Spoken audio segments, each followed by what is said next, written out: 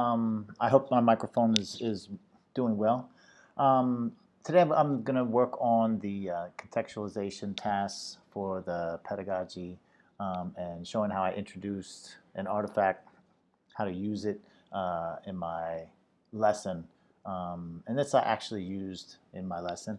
As we can see, this is for Form 4. Um, Form 4.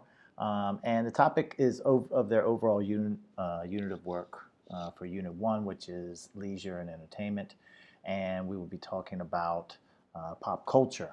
And for me, in using this, and the reason why I would use something like this is so that students are given yet another type of way of receiving information for the lesson. As we know, students need multiple ways, whether it be listening to something, watching something, actually doing it. So for this, I used this because students were able to have some sort of visual learning and auditory learning so they could hear it and see some examples and watch it on the screen. And the reason why I use this one is because it gives lots of examples. I don't know if this will play right. Hopefully it will. Beliefs, behaviours, and trends that are widely accepted and practiced by a large group of people within a society, particularly in modern times. Let me go here. Pop culture is usually associated with current trends and is shaped by mass media and technology. I just want to give real quick here. So using this, I can use a video to kind of also reinforce what it is that I've already said to them at times, and giving them some ways in which they can see what is pop culture. Something like music genres, right? Something that's very big for, of course, teenagers and things like that. And then when I go even further and I get into the various, like here, benefits, I think I can get to it. Having just even simple benefits, like say like this, brings people together. I can then use this to give examples of shared experiences, which especially for students and for people, of course, but for them, they need to understand shared experiences. And I use this one benefit of bringing people together, shared experiences, to highlight how students should join more school competitions, activities, clubs, things like that, because just to try to bring their secondary school education to life. Not all students are great students. We all know this. So just having this type of thing where they can have some shared experiences can be great. Our school offers a K-pop dance group as a kind of a school team they can join. So many of them love K-pop. So this is something I can use as an example that they can just understand it within the lesson. In terms of its impact, is that students will be able to always remember this benefit, even just this one benefit. Obviously, there's more, and we go into it using some of these types of things.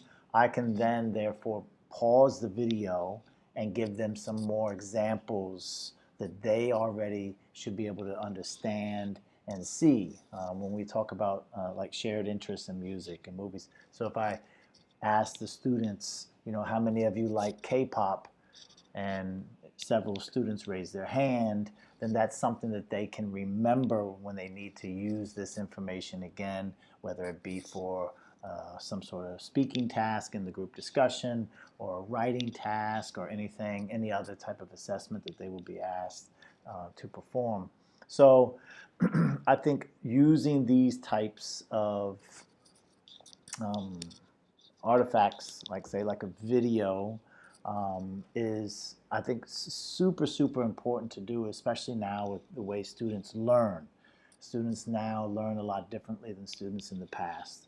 Students need videos. They live on Instagram, they live on social media apps where they're watching videos of every single thing. And so I think students can connect more to videos than a lot of other ways of learning.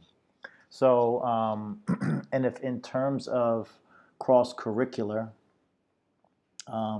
when we would put it together with other types of, there's lots of for, I want to say in Hong Kong in particular, NBA for sports is something that many students are liking right now. It's become very, very popular. Even female students who actually don't even play any NBA or play any basketball or anything like that, they are also more interested.